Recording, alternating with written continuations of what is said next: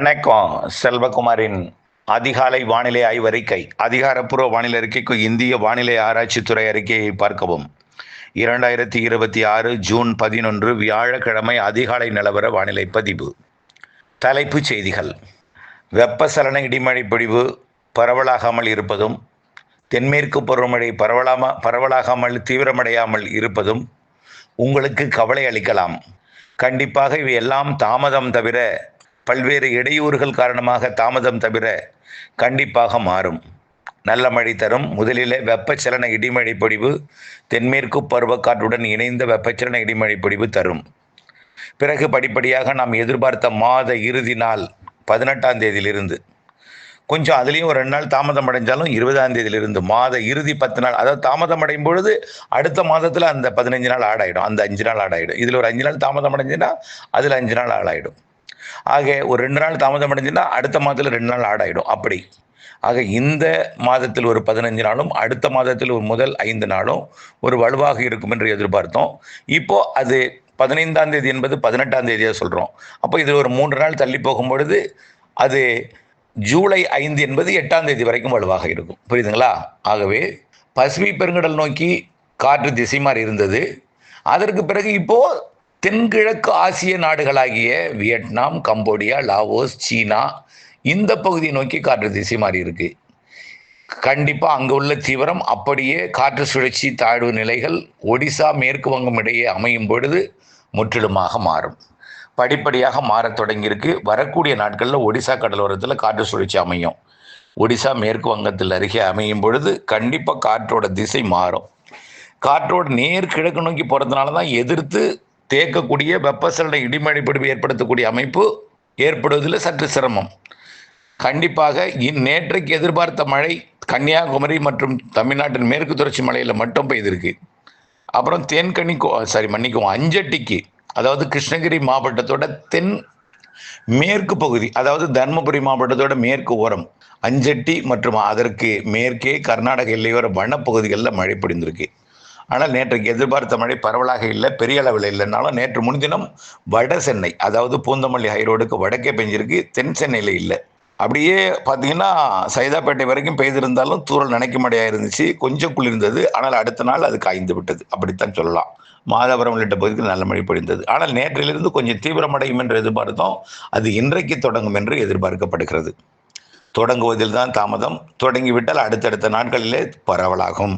ஆக இன்றைக்கு கர்நாடகா, ஆந்திர எல்லையோரத்தில் உறுதியாக இருக்கும். நம்ம இன்றைக்கு 11ஆம் தேதி டெல்டா மாவட்டத்துக்கு எதிர்பார்த்தோம். ஆனால் இன்னைக்கு டெல்டா மாவட்டங்களுக்கு, அதாவது நேற்று தொடங்கியிருந்தால் இன்றைக்கு டெல்டாவுக்கு வந்திருக்கோம். நேற்றைக்கு தொடங்காத காரணத்தினால இன்னைக்கு தான் வடக்கே தொடங்குது. அப்போ நாளைக்கு தான் டெல்டாவில் எதிர்பார்க்கலாம். புரியுதுங்களா? அப்போ 11ஆம் தேதி எதிர்பார்த்தது 12ஆம் தேதியாக மாறுகிறது. ஆக இன்றைக்கு உறுதியாக கர்நாடக, ஆந்திர எல்லையோர மாவட்டங்களில் மழைப்பொழிவு மாலை இரவில் இருக்கும். அது அப்படியே கடலூர் மாவட்டம் வரைக்கும் கூட கொஞ்சம் பரவலாகி கொடுப்பதற்கு வாய்ப்பு இருக்கு. டெல்டாவு கூட வரலாம். புரியுதுங்களா? அடுத்தது இன்னொரு இடம், கொடைக்கானல் மலை மறைக்கக்கூடிய பகுதியோட கிழக்கு பகுதி, இந்த நத்தம் மதுரை இடைப்பட்ட பகுதி, நத்தம் மதுரை அப்படி இந்த துவரங்குறிச்சி, பொன்னமராவதி, அந்த பூவந்தி, இந்த இடைப்பட்ட பகுதியில் உருவாகக்கூடிய மழை அப்படியே சிவகங்கை, புதுக்கோட்டை மாவட்டத்துக்கு வந்து டெல்டாவுக்குள்ளே வரலாம். ஆனால் வரலாம் தான் இன்னைக்கும், ஆனால் நாளைக்கு தான் உறுதி. ஆக இந்த இடத்துலையும் மழை உருவாக்கி கொடுப்பதற்கு வாய்ப்பு இருக்கு. ஆக கூடுதல் வாய்ப்பு அப்படின்னா கர்நாடக எல்லையோர மாவட்டங்கள், ஆந்திர எல்லையோர மாவட்டங்கள், அதுலேயும் குறிப்பாக கிருஷ்ணகிரி, தர்மபுரி, திருப்பத்தூர், வேலூர், ராணிப்பேட்டை, திருவள்ளூர், திருவண்ணாமலை வடக்கு, இது உறுதி, 100% உறுதி. இன்றைக்கு இங்கே மழைப்பொழிவு உறுதி. அது அப்படியே நாமக்கலுக்கும், திருச்சி வடக்குக்கும், பெரம்பலூர், அரியலூர், கடலூர் வரைக்கும் கூட, கள்ளக்குறிச்சி, விழுப்புரத்திற்கும், புதுச்சேரிக்கும், மயிலாடுதுறைக்கும் கொடுப்பதற்கு வாய்ப்பு இருக்கு. புரியுதுங்களா? சரி, நாளை, அதாவது 12ஆம் தேதி, 11ஆம் தேதி டெல்டாவுக்கு எதிர்பார்த்தோம். இப்போ 12ஆம் தேதியாக மாறுது. நாளை டெல்டாவுக்குள்ள வந்துடும். நாளை கர்நாடக எல்லையோர, கேரள எல்லையோர, கர்நாடக எல்லையோர, ஆந்திர எல்லையோர மாவட்டங்கள், அனைத்து வட உள் மாவட்டங்கள், வட கடலோர மாவட்டங்கள், டெல்டா, அப்படியே புதுக்கோட்டை, சிவகங்கை, ராமநாதபுரம் உள்பகுதி, மதுரை, திண்டுக்கல் மாவட்ட கொடைக்கானல் மலைப்பகுதி, வடக்கு பார்த்தீங்கன்னா கோயம்புத்தூர் வடக்கு, திருப்பூர் வடக்கு, ஈரோடு, கரூர் வடக்கு, நாமக்கல், பெரம்பலூர், அரியலூர், திருச்சி, இதெல்லாம் நாளைக்கு கிடைக்கும். 12ஆம் தேதி. 13ஆம் தேதி தென் மாவட்டங்களுக்கும் கிடைக்கும். ஆங்காங்கே ஆங்காங்கே மேற்கு தொடர்ச்சி மலையில் கொஞ்சம் இந்த 16, 17, 18 தேதிகளில் கொஞ்சம் 18ஆம் தேதி தான் நம்ம தீவிரமடைன்னு சொல்கிறோம். 18ஆம் தேதி வரை ஒரு 3 நாள் இருக்கிற தீவிரமும் குறைஞ்சிருக்கும். அதனால் நீங்கள் சோர்வடைஞ்சிடக்கூடாது, மனதை விட்டுறக்கூடாது. காரணம் தென்கிழக்கு ஆசிய நாடுகளை நோக்கி காற்று திசை மாறி இருக்கு. நல்லா புரிஞ்சுங்க. எல் நினோ என்பது என்ன? அமெரிக்கா பக்கம் சிஸ்டம் உருவானதான் எல் நினோ. அங்கே வெப்பம் இருக்குது, ஆனால் வெப்பம் ஆசிய பக்கம் கடத்துது. பசிபிக் பெருங்கடலோட மத்திய பகுதி வரைக்கும் வெப்பம் கடத்திருக்கிற காரணத்தினால பசிபிக் பெருங்கடலோட மத்திய பகுதியில் வலுவான நிகழ்வு உருவாகும்னு ஏற்கனவே சொல்லியிருக்கிறோம். அதன் அடிப்படையில் பசிபிக் பெருங்கடலோட மத்திய பகுதியில் உருவாகக்கூடிய வலுவான சூப்பர் புயல் மீண்டும் ஜப்பான் பகுதியை நோக்கி போகும். போனாலும் எப்போ இந்த மாத இறுதி நாட்களில் 20ஆம் தேதி ஒரு 18ஆம் தேதிக்கு மேலே ஒரு சூப்பர் புயல் ஜப்பான் பகுதியை நோக்கி போகும். சூப்பர் புயல் தான், அதாவது 250 கிலோமீட்டர் வேகம் கொண்ட ஒரு புயலாக போகும். அப்போ காற்று திசை மாதிரி இருக்குமானா நம்ம காற்று திசை மாதிரி இருக்காது. அப்படியே அங்கே காற்று போனாலும் அரபிக்கடலில் ஒரு காற்று சுழற்சி அமையும் 18ஆம் தேதிக்கு மேலே. அதனால் கட்டுப்பாட்டு அமைப்புக்குள் வந்து தான் கேரளாவுக்கு மழை பொழிவை தமிழ்நாட்டின் மேற்கு தொடர்ச்சி மலை, கர்நாடகாவின் கடலோர பகுதி மற்றும் கர்நாடகாவின் மேற்கு தொடர்ச்சி மலை பகுதிகளுக்கு மழை பொழிவை கொடுத்து விட்டுத்தான் என்னவா நிலநடுக்கோட்டை இந்திய பெருங்கடலில் ஒரு காற்று சுழற்சி உருவாகும். மாலத்தீவு, லட்சத்தீவு இடைப்பட்ட பகுதியில் ஒரு காற்று சுழற்சி உருவாகும். இவையெல்லாம் கட்டுப்பாட்டு அமைப்பாக மடகாஸ்கர்லேருந்து வரக்கூடிய காற்று அரபிக்கடலுக்கு வந்து தான் பிறகு தமிழ்நாடு, கேரளா, கர்நாடகா, ஆந்திர பிரதேசம் வழியாக வங்கக்கடலுக்குள்ள போய் தான் அங்கே போகும். அதனால கட்டுப்பாட்டு அமைப்பு மழைப்பொழிவை தரும். கட்டுப்பாட்டு அமைப்பு கட்டுப்படுத்தி நீராவியை கொண்டு வந்து மழைப்பொழிவை ஏற்படுத்தும். அதில் எந்த மாற்றமும் இல்லை. மாத பிற்பகுதியில் நல்ல மழைப்பொழிவு தரும்னு சொல்லியிருக்கிறோம். அது ஜூலை முதல் வாரத்திலையும் மழைப்பொழிவை வலுவாக தொடர்ந்து கொண்டிருக்கும். பிறகு ஒரு 10 நாள் தொய்வு கொடுத்தால் அதுக்கப்புறம் ஜூலை இறுதி 15 நாள் வலுத்த பலத்த மழை இருக்கும். அப்புறம் ஆகஸ்டில் தாங்க, ஆகஸ்ட் 15 தொடங்கும் மழை பெருசாக இடைவெளி கொடுக்காது. இருக்கும், மழை இருந்துகிட்டே இருக்கும். காய விடாத மழையாக இருக்க வாய்ப்பு இருக்குது.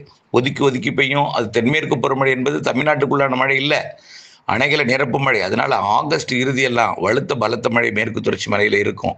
கண்டிப்பாக வட இந்தியாவின் இமயமலை ஒட்டிய பகுதிகள், கேரளா, கர்நாடகா உள்ளிட்ட மேற்கு தொடர்ச்சி மலையில் கண்டிப்பாக பருவமழை பற்றாக்குறைக்கு வாய்ப்பு இல்லைன்னு அப்பையிலும் சொல்லிட்டு இருக்கோம்.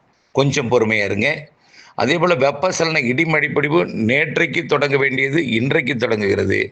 நேற்று எதிர்பார்த்த பகுதிகளில் இன்றைக்கும், இன்றைக்கு எதிர்பார்த்த பகுதிகளில் நாளைக்கும், நாளைக்கு எதிர்பார்த்த பகுதியில் நாளை மறுநாளும் என்று ஒரு நாள் தள்ளி போகுது. ஆக 2 நாள் தள்ளி போகும்போது தென்மேற்கு பருவமழை இந்த மாத 15ஆம் தேதிக்கு மேலே சொல்லியது, அதுவும் 18ஆம் தேதிக்கு நகர்த்துறோம். அதனால் மேலும் ஒரு நாள் நகர்ந்தால் கூட அது அடுத்த மாதத்தில் ஒரு நாள் சேர்ந்து கொள்ளும் என்பதையும் நீங்கள் தெரிந்து கொள்ள வேண்டும். அதுவே செட் ஆவதில்லை தாமதம், செட்டானதும் நல்ல மழை தரும். இன்றைக்கு மாலை இரவு இடிமழை பொழிவு எங்கே பெய்கிறது என்பதை பார்ப்போம். நாளைக்கு அதன் மூலம் நாளைக்கு எங்கெல்லாம் தீவிரமடையும் என்பதை பார்ப்போம். வரக்கூடிய நாட்கள் எப்படி இருக்கும் என்பதை பார்ப்போம். அரபிக்கடலில் சிஸ்டம் உருவாக்கி அரபிக்கடலில் காற்று சுழற்சி கட்டுப்பாட்டு அமைப்பாக செயல்பட்டு கண்டிப்பாக மாத இறுதி நாட்களில் எல்லாம், மாத இறுதி வாரத்திலையும், மாத இறுதி 10 நாள் வலுத்த மழை இருக்கும். அதே போல் கண்டிப்பாக பொறுத்திருந்து பாருங்கள், மாத இறுதி 10 நாள் வலுத்த மழை பொழிவு இருக்கும். 22, 23, 24, 25 வலுத்த தென்மேற்கு பருவமழை கர்நாடகா, கேரளாவிற்கும் தமிழ்நாட்டின் மேற்கு தொடர்ச்சி மலைக்கும் அணைகள் நீர்பிடிப்பு பகுதிகளுக்கும். அதேபோல் வெப்பசலன இடிமழைப்பொழிவு இன்றைக்கு ஆங்காங்கே தொடங்குவது. நேற்று தொடங்க வேண்டியது இன்றைக்கு தொடங்குது, இன்றைக்கு தொடங்க வேண்டியது இன்னைக்கு பெய்யும் என்று எதிர்பார்க்கப்பட்டது நாளை பெய்யும். தொடர்ந்து படிப்படியாக பரவலாகும் என்பதையும் தெரியப்படுத்த விரும்புகிறேன். பாலக்காட்டு கணவாய் காற்று பகுதிக்கும் மழை இருக்குது. ஒரு 3 நாள் தொய்வு உருவாகும்னு சொன்னோமா, அந்த தொய்வு நாள்களில் அங்கேயும் மழைப்பொழிவை கொடுக்கும். அதுதான் இந்த 16, 17 தேதிகளில் இருக்கும் என்று எதிர்பார்க்கப்படுகிறது. ஏற்கனவே நாம் சொல்லியிருக்கிறோம்.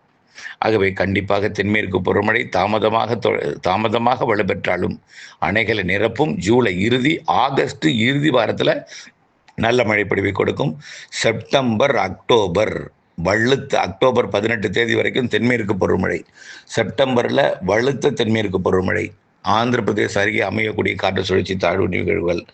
அக்டோபர் 15 தேதி வலுத்த தென்மேற்கு பருவமழை கேரளாவிற்கு. அப்போ எல்லாம் வலுத்து இருக்கும், வழக்கத்திற்கு மாறாக இருக்கும். நல்லா ஒன்று புரிஞ்சுக்கும், எப்போதும் ஆகஸ்ட்டில் தான் கேரளாவில் பருவமழை வலுக்கும். அப்போ தான் அணையெல்லாம் நிரம்பி இருக்கு. ஆடிப்பெருக்கு நேரத்தில் தான் மழை பொழிவு அதிகமாக பெய்யும். அப்போ தான் ஆடிப்பெருக்கு கூட ஆடிப்பெருக்கு கொண்டாடுவதற்காக மட்டுமே தண்ணி திறந்து விடப்பட்ட வருடங்கள்லாம் இருக்குது. நல்லா யோசிச்சு பார்க்கணும். ஆகவே இதெல்லாம் நினைத்து எல்லினோ நினைத்து நீங்கள் கவலைப்படக்கூடாது. ஆடிப்பெருக்குக்கு மட்டுமே ஒரு தண்ணீர்லாம் திறந்து விட்டுருக்காங்க சில வருடங்கள். ஆடிப்பெருக்கை கொண்டாடுவதற்காக மட்டுமே. அதற்கு பிறகுலாம் அனைத்து நீர் திறந்து ஆடிப்பெருக்குக்காக திறந்து விடப்பட்ட நீர் அப்புறம் என்ன செய்வாங்க, அப்படியே அது ஆடிப்பெருக்கு அப்புறம் மழை பெய்யக்கூடியதுனால அப்படியே பாசனத்துக்கும் திறந்துட்டு இருக்க நாட்கள்லாம் இருந்திருக்கு. நாட்களில் வருடங்கள்லாம் இருந்திருக்கு என்பதையும் கண்டிப்பாக ஜூலை இறுதியில் வலுத்த மழை, ஆகஸ்ட் இறுதியில் நிரப்பி ஒவ்வொரு ஃபுல்லாக அதாவது உபரி நீர் திறக்கும் அளவிற்கு மழை, செப்டம்பர் அக்டோபர் நிறைய மழை, அக்டோபர் நவம்பர் டிசம்பர் ஜனவரி வடகிழக்கு பருவமழை வலுத்த மழை, முன்னெச்சரிக்கை எடுக்க வேண்டிய அந்த பலத்த மழை சிறு நிகழ்வும் அதிக மழை பிடிப்பு தரும் என்பதில் மாற்றமில்லை. அக்டோபர் நவம்பர் டிசம்பர் ஜனவரி இணைந்தே இருங்கள் அப்டேட்ஸுடன். நன்றி.